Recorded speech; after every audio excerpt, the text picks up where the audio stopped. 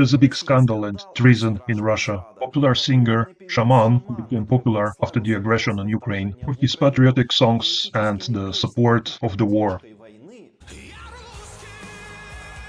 On Hitler's birthday, he releases his new video clip in which he fully copied the aesthetics and the style of the Third Reich. There's so many analogies that I first thought that this must be some kind of a parody, or that Shaman is just trolling the Russian chauvinists this way.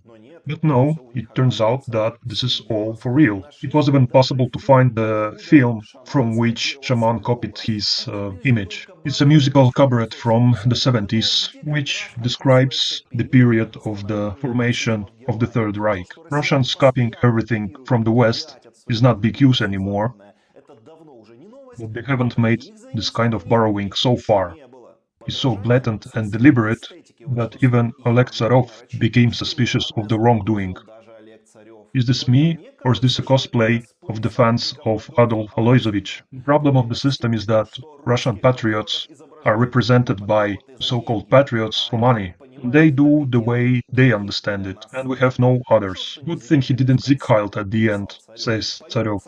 Apart from Tsarov, also other Russian patriots became upset. For example, the propagandist Sergei Mardan, who wrote that in Stalin times you would get shot for this kind of video. Everything the way we like it. A blonde guy with bangs and shaved temples, heavy shoes and an armband. At least good it's not black, white, red, and the recognizable Gottmid Uns in the chorus. For this kind of Lebedev Kumach, Comrade Stalin would shoot everyone related to this, and that would be the right thing to do. They released the song for Hitler's birthday, by the way, Mardan writes.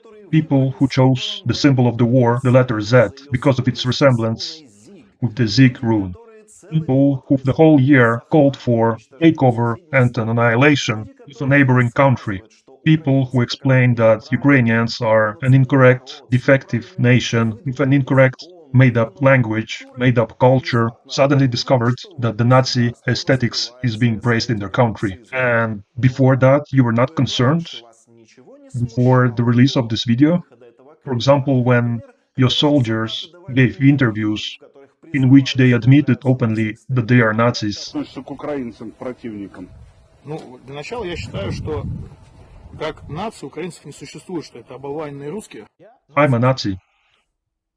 I'm a Nazi. I'm not going to differentiate between nationalists, patriots, imperialistic trends. I'm a Nazi.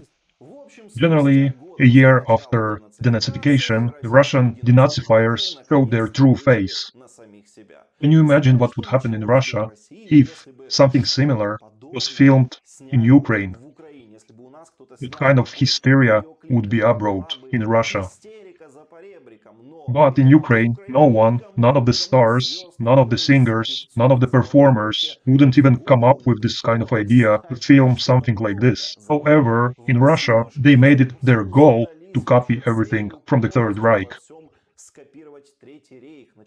Starting from the short, degenerate dictator that dreams and mumbles about capturing the neighboring countries and ending with videos like this. For us, this Russian fascism is no surprise at all. We've been repeating constantly from 2014, after the Anschluss of the Crimea, that the real fascism is not in Ukraine, but in Russia. But now this obvious thought has finally reached Russian patriots themselves, and even some propagandists, who were surprised to discover, yes, now in Russia things like this are being filmed, everything is happening openly. Obviously it's very unpleasant for them, they are upset, and it's obvious why it's unpleasant, because every regime like this eventually gets its own Nuremberg, and their Nuremberg is still before them. They obviously don't want to be responsible, they don't want to be on the dock, but sooner or later they will have to. Subscribe to Kazansky's channel, leave your comments there or your likes. This will help reach bigger audiences and more people will see the truth and what is happening in Russia.